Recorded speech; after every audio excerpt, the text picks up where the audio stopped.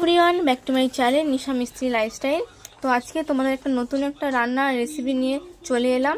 তো আমার চ্যানেলে সবাইকে স্বাগত। তো প্লিজ পুরো ভিডিওটা দেখার জন্য অনুরোধ করব। তো আজকে তোমাদের একটা রেসিপি শেয়ার করলাম। আজকে রেসিপি হলো খাসির ছাড়ের রেসিপি। তো দেখো এখানটায় 1.5 কিলো খাসির ছাড় রাখা আছে। আর এখানটায় দেখো পেঁয়াজের একটা পেস্ট রাখা আছে, টমেটোর পেস্ট, পেঁয়াজ কুচি, রসুন বাটা, আর এই শুকনো লঙ্কা আদা বাটা, আর এটা হচ্ছে শুকনো লঙ্কা বাটা। আর এখানটায় আলু রাখা আছে, আলু কাটা মতো। তোমরা বড় বড়, আমার মাঝারি সাইজ মতো একটা আলু কেটেছি, মাঝারি সাইজ। তোমার এর থেকে বড় বড় আলু করতে পারো, ছোটো ছোটো করতে পারো। তো এখানটা আলু রাখা আছে। তো চলো আজকে তোমাদের পুরো ভিডিওটা দেখাবো প্রথম থেকে। প্রথমে একটা পাত্রে এই খাসির ছাড়গুলো রেখে দিলাম। তারপরে আমরা এক করে দেব হলুদ গুঁড়ো দিলাম ওর মধ্যে।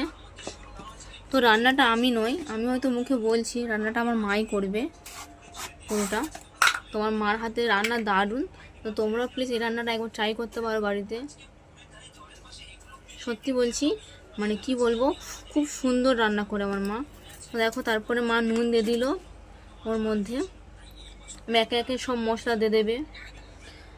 আদা বাটা দিয়ে দিল, আদা শুকনো লঙ্কা বাটা দিয়ে দিল ওর মধ্যে। আগে করা মাগুলো বেটে নিয়েছিল, তো আদা শুকনো লঙ্কা বাটা দিয়ে দিল।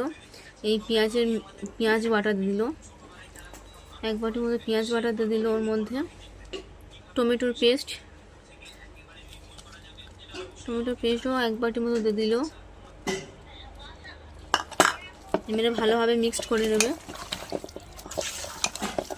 তো দেখো ভালোভাবে মিক্সড করা হয়ে গিয়েছে। এবারে এটাকে আধ ঘন্টা মতো চাপা দিয়ে রেখে দেবো, কারণ ওর ভিতরে নুন হলুদগুলো ঢুকবে, তার জন্য চাপা দিয়ে আধ ঘন্টার মতো রেখে দেবো। তার এটা চাপা থাকুক, ততক্ষণ আমরা আলুটা ভেজে নেবো। তো চলো, এখানটায় আমরা আজকে মাংস রান্নাতে, এই খাসির ছাড়ের রান্নাতে এই ন্যাচারাল কিং পাউডার মস্টার্ড অয়েল তেল আমরা ইউজ করব। ঝাঁঝও খুব সুন্দর, স্বাদও খুব সুন্দর। তো চলো, গ্যাসটা অন করে নিয়েছি। তারপরে কড়াই বসে দিলাম। কড়াইটা এখন গরম হোক, গরম হলে তেল দেব। তো আমাদের কড়াই গরম হয়ে গেছে। এবারে তেল দিয়ে দেবো আলু ভাজার জন্য। তো এখানটা হাফ কাপ 1 কাপ ছিল, অল্প করে, মানে আলু ভাজার মতো তেল নিলাম। তো তেলটা গরম হোক, গরম হলেই আলুগুলো দিয়ে দেবো।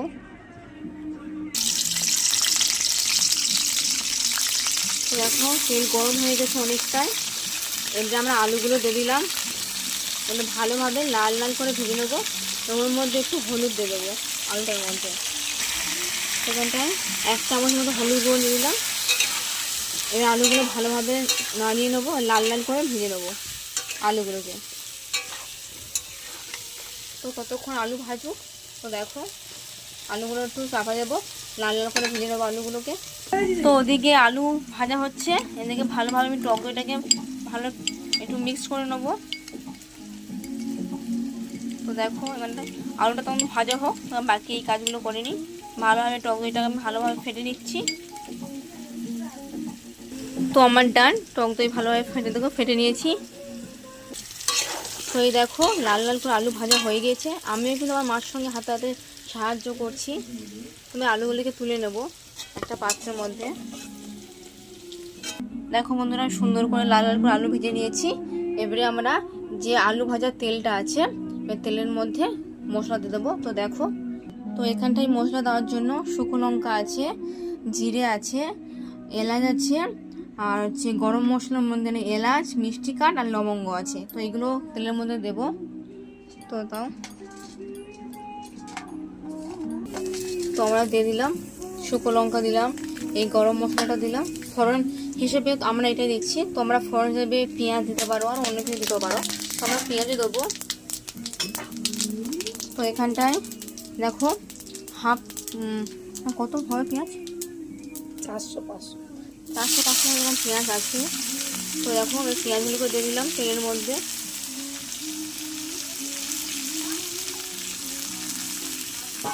এবারে ভালোভাবে নাড়িয়ে নেবো। কি সুন্দর গন্ধ আসছে। গরম মশলাটা দিলাম না, ওই মিষ্টি কাঠের এলাচটা খুব সুন্দর একটা গন্ধ আসছে। এবার ভালোভাবে পেঁয়াজটাকে একটু ভেজে নেব। একটু পেঁয়াজটা একটু গলাপি গলাপি হবে, তখন আমরা আলুটা দেবো। এই আলু বলছি, মাংসটা দেবো। তো একটু তেল দেবো আমরা, একটু তেল মনে হয় কম হলো, তো একটু তেল দিয়ে দিলাম। তো আমরা ফোড়ন হিসাবে জিরে, শুকনো লঙ্কা আর ওই মিষ্টি কাঠ দেখলে মিষ্টি কাঠ আছে, এলাচ আছে আর লবঙ্গ আছে, আমরা দিয়েছি। আর পেঁয়াজ দিয়েছি ফোড়ন হিসেবে। এবারে আমরা দেব রসুন বাটা। ওখানে রসুন আছে, রসুন বাটাটা এবার দিয়ে দেবো। রসুনটা কেন লাস্টে দিলাম, আগে দিলে মানে পুড়ে যেত, তখন টেস্টটা আসতো না, তাই এখন দিলাম। এবার রসুন কুচিয়ে দিয়ে দেবো। তো চলো তখন ভালোভাবে আমরা লাল লাল করে ভেজে নিই। প্রচণ্ড গরম পড়েছে, আমার মা কীরকম ঘেমে যাচ্ছে প্রচণ্ড। আজকে সত্যি প্রচণ্ড গরম পড়েছে। আর এই গরমের মধ্যে রান্না করো বাবা। তো দেখো আমরা ভালোভাবে পেঁয়াজটাকে ভেজে নিচ্ছি। পেঁয়াজটা কিন্তু ভালোভাবে আমরা ভেজেও কি সুন্দর ভাজা হয়ে গেছে পেঁয়াজগুলো, খুব সুন্দরভাবে লাল লাল করে ভেজে নিয়েছি পেঁয়াজগুলো। তো একটু আমরা চিনি দেবো এর মধ্যে, স্বাদ আনার জন্য, স্বাদও হবে আর কালারও আসবে সুন্দর। একটু চিনি দিয়ে দিলাম।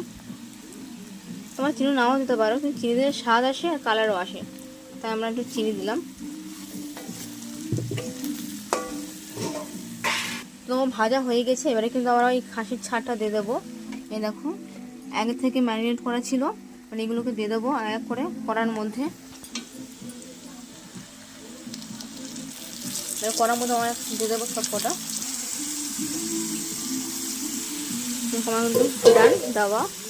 এবারে ভালোভাবে একটু মিক্স করে নেবো এগুলোকে।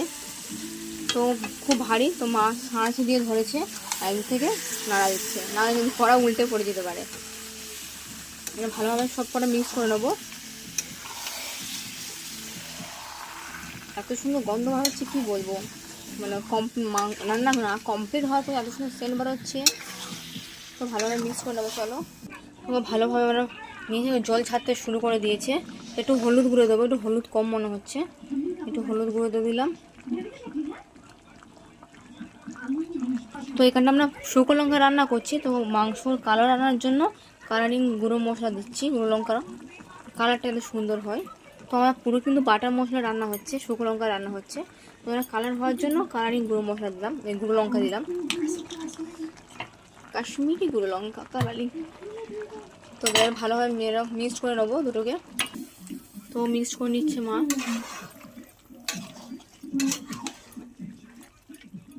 তো 1.5 কিলো খাসির ছাল ভেবে নাড়া যাচ্ছে না, তো মা এক হাতে সাঁড়াশি ধরেছে আর এক হাতে খুঁজতে করছে। তো ভালোভাবে যখন মাখা হয়ে গেছে, মিক্স করে নিয়েছে।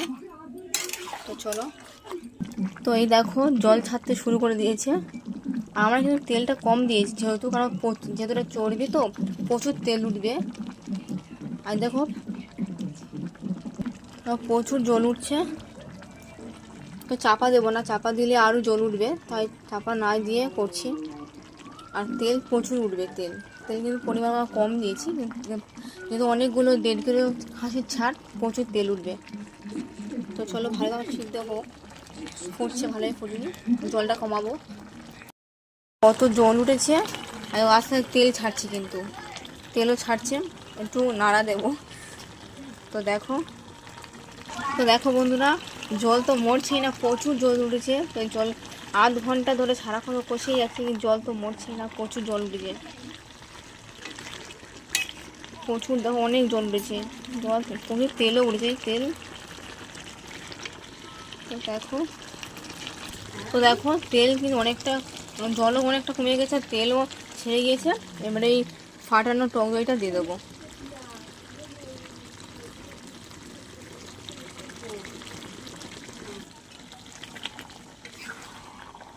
এটা ভালোভাবে মিক্স করে নেবো।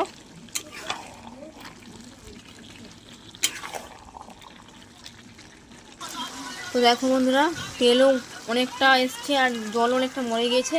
এবারে আগে থাকা ভাজা আলুটা এবার দিয়ে দেবো ওর মধ্যে, আলুটা দিয়ে দেবো ওর মধ্যে।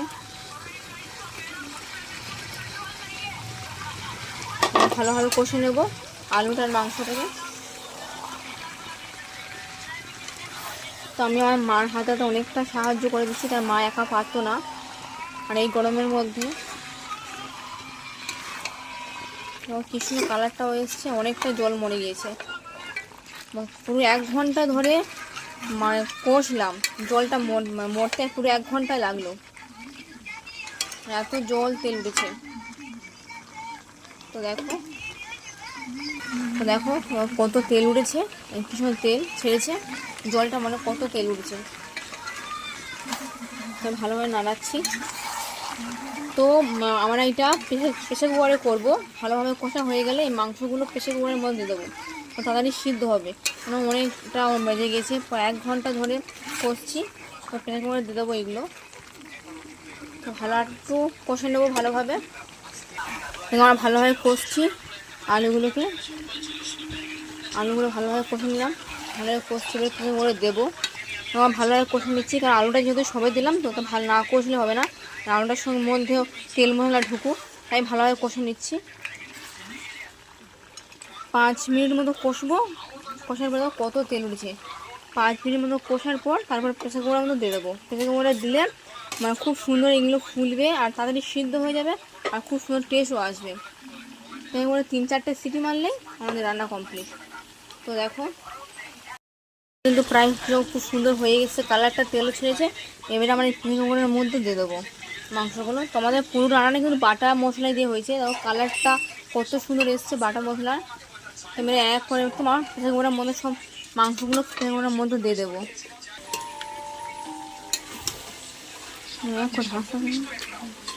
মানে সব মাংসটা আমরা এই কাশির ছাটগুলো প্রেসার কুকারে সব করে এক করে দিয়ে দেবো।